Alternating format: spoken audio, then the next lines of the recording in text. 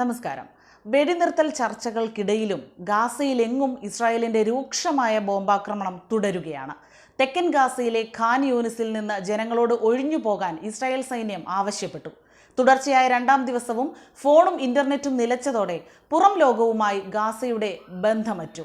ഗാസയിൽ അടിയന്തര സഹായം എത്തിക്കുന്നതിനായുള്ള പ്രമേയം UN രക്ഷാസമിതിയിൽ അവതരിപ്പിക്കാനിരിക്കെ US വീറ്റോ ചെയ്യുന്നത് ഒഴിവാക്കാനായുള്ള നയതന്ത്ര ചർച്ചകൾ തുടരുകയാണ്. വെടിനിർത്തുന്ന കാര്യത്തിൽ ഇസ്രായേലും ഹമാസും സ്വീകരിച്ചിരിക്കുന്ന പരസ്യ നിലപാട് ഭിന്നമാണെങ്കിലും ഈജിപ്തിലെ കൈറോയിൽ നടക്കുന്ന ചർച്ചകളിൽ രണ്ടാം ദിവസവും ഹമാസ് മേധാവി ഇസ്മായിൽ ഹനിയ പങ്കെടുക്കുന്നുണ്ട്. വളരെ ഗൗരവമായ ചർച്ചകളാണ് നടക്കുന്നതെന്ന് US വ്യക്തമാക്കി. തങ്ങൾ ആക്രമണം നിർത്തും എന്ന് കരുതുന്നവർ മിഥ്യാലോകത്താണ്. ഹമാസിനെ ഇല്ലായ്മ ചെയ്യും വരെ യുദ്ധം തുടരുമെന്ന് തന്നെയാണ് ഇസ്രായേൽ പ്രധാനമന്ത്രി ബെഞ്ചമിൻ നെതന്യാഹു ആവർത്തിക്കുന്നത്. ഇതേസമയം ആക്രമണം പൂർണ്ണമായി നിർത്താതെ ബന്ദികളെ കൈമാറില്ലെന്ന് ഹമാസും പ്രസ്താവിച്ചു. പൂർണ്ണമായും ഇസ്രായേൽ നിയന്ത്രണത്തിലായ വടക്കൻ ഗാസയിലെ ജബാലിയ അഭയാർത്ഥി ക്യാമ്പിൽ നിന്ന് രക്ഷപ്പെടാൻ ശ്രമിക്കുന്നവരെ സൈന്യം വെടിവെച്ചു വീഴ്ത്തുന്നതായും റിപ്പോർട്ടുകളുണ്ട്.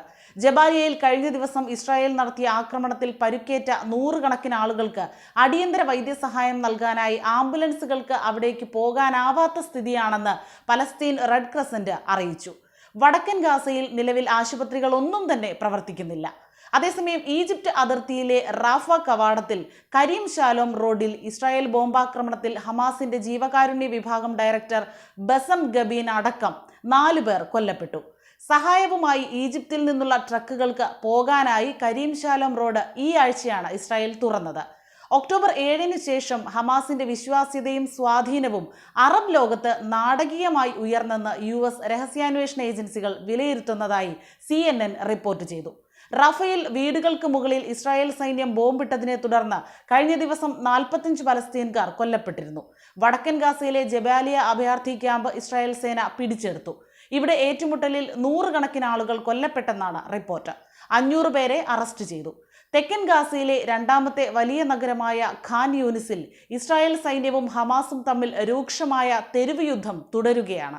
ഗാസയിൽ അടിയന്തര സഹായം എത്തിക്കുന്നതിനായുള്ള UN രക്ഷാസമിതിയിലെ പ്രമേയം വോട്ടിനിടുന്നത് വീണ്ടും നീട്ടിവെച്ചു.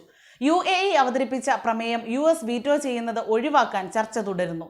ഗാസയിൽ ഇതുവരെ ഇസ്രായേൽ ആക്രമണങ്ങളിൽ 19,667 പലസ്തീൻകാർ കൊല്ലപ്പെട്ടു. 52,586 പേർക്ക് പരുക്കേറ്റു. 131 ഇസ്രായേൽ സൈനികരും കൊല്ലപ്പെട്ടു. വടക്കൻ ഗാസയിൽ അവശേഷിച്ച 2 ആശുപത്രികൾ കൂടി ഇസ്രായേൽ സൈന്യം പിടിച്ചെടുത്തു. ജീവനക്കാരെ തടഞ്ഞുവെച്ചു. ഗാസ സിറ്റിയിൽ സെന്റ് ജോർജസ് ആംഗ്ലിക്കൽ കത്തീഡ്രൽ നടത്തുന്ന അൽ അഹ്ലി ഹോസ്പിറ്റലും രാജ്യാന്തര സന്നദ്ധ സംഘടനയായ ഡോക്ടേഴ്സ് വിതൗട്ട് ബോർഡേഴ്സ് നടത്തുന്ന അൽ ഔദ് ആശുപത്രിയുമാണ് പിടിച്ചെടുത്തത്. അൽ അഹ്ലിയിൽ ഗുരുതരമായ പരിക്കേറ്റ 100ഓളം പേരെ ചികിത്സിക്കാൻ ഇനി 2 ഡോക്ടർമാരും 4 നഴ്സുമാരും മാത്രമാണുള്ളത്. തെക്കൻ ഗാസയിലെ ഏറ്റുമുട്ടൽ മാസങ്ങളോളം നീളുമെന്ന് ഇസ്രായേൽ പ്രതിരോധ മന്ത്രി യോവ് ഗാലന്റ് പറഞ്ഞു. വടക്കൻ ഗാസയിലെ ഹമാസിന്റെ തുരങ്കങ്ങളിൽ സൈന്യം തിരച്ചിൽ തുടരുകയാണെന്നും ഹമാസിന് സാമ്പത്തിക സഹായം നൽകിയിരുന്ന പ്രമുഖനെ റഫേൽ വധിച്ചതായും ഇസ്രായേൽ അവകാശപ്പെട്ടു.